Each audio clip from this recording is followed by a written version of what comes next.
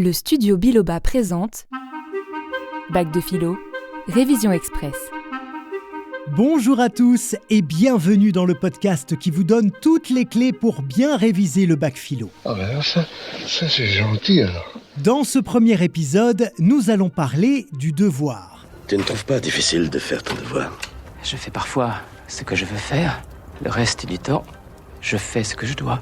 Et pour approfondir cette notion, ce sera d'ailleurs le cas dans tous les épisodes, je vous propose de commencer par évoquer un film que vous pourrez citer comme exemple dans une copie du bac sur le sujet. Ah oui, ça c'est une bonne idée, oui. Et pour le devoir, j'ai choisi « Tu ne tueras point », réalisé par Mel Gibson et sorti en 2016.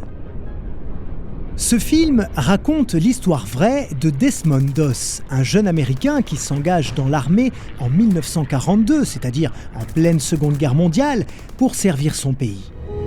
Je peux pas rester ici pendant que les autres se battent pour moi. Tu t'imagines que cette guerre va coller avec tes principes ? Pendant que les autres vont prendre des vies, moi je vais en sauver. Ça va être ma façon de servir.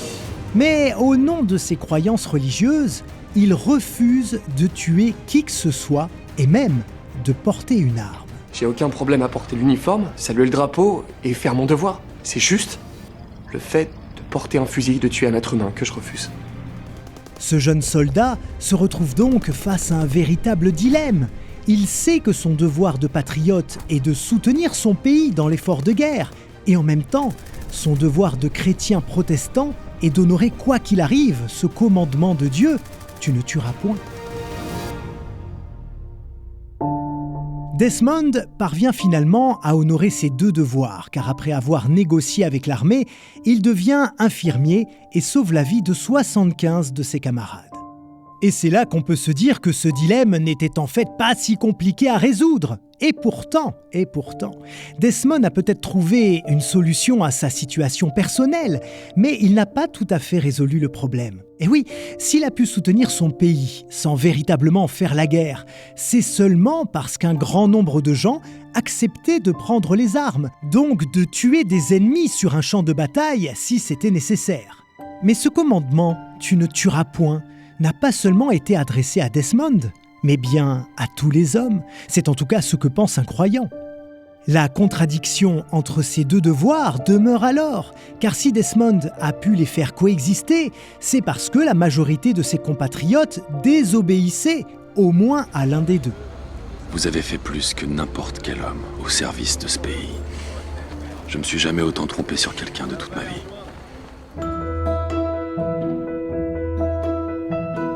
Mais alors, qu'est-ce que le devoir ? Déjà, un devoir est une obligation à l'égard de ce qu'il faut faire ou ne pas faire. Il suppose que l'individu soit libre et qu'il ait le choix d'obéir ou de désobéir. Un citoyen a par exemple le devoir de respecter la loi, mais il n'est pas contraint de s'y soumettre, même si la désobéissance peut entraîner des sanctions.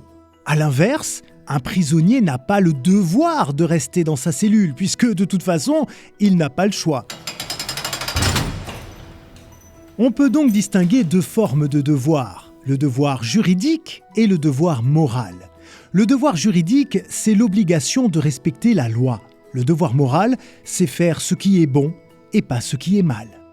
Agir par devoir, c'est ainsi obéir à une règle juridique ou morale, ou les deux à la fois.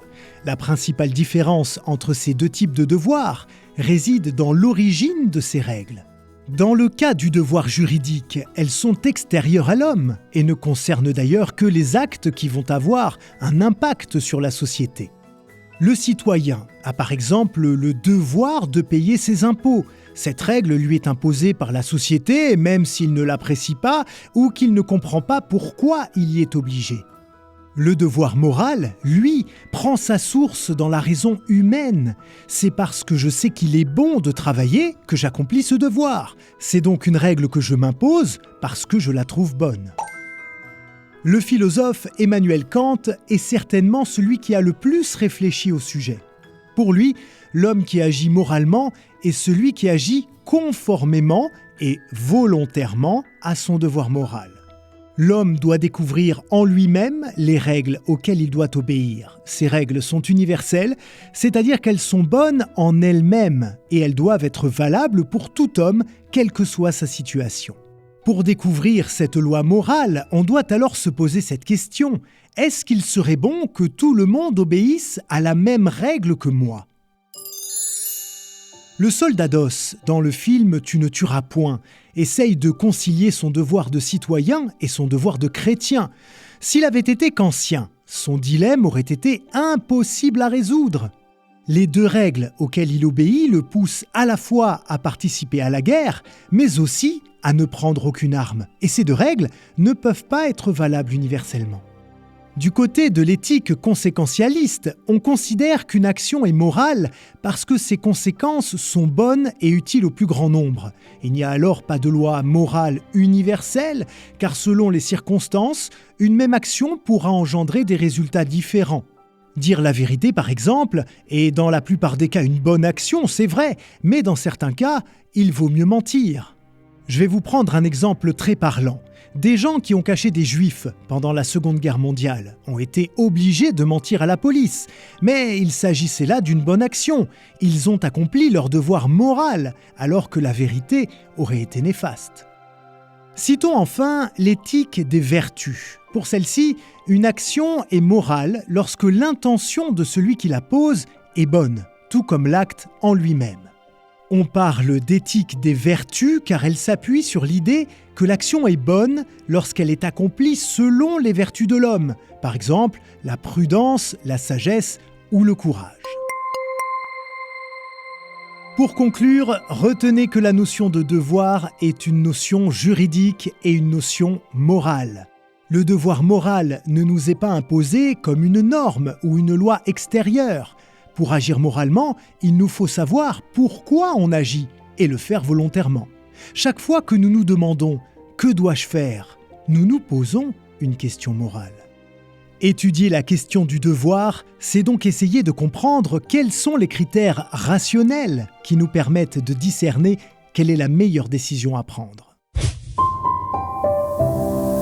Voilà, c'est la fin de ce premier épisode de Notions de philo. Un grand merci à vous de l'avoir suivi. Il y a évidemment beaucoup d'autres épisodes qui vous attendent. Alors surtout, révisez bien et à très bientôt.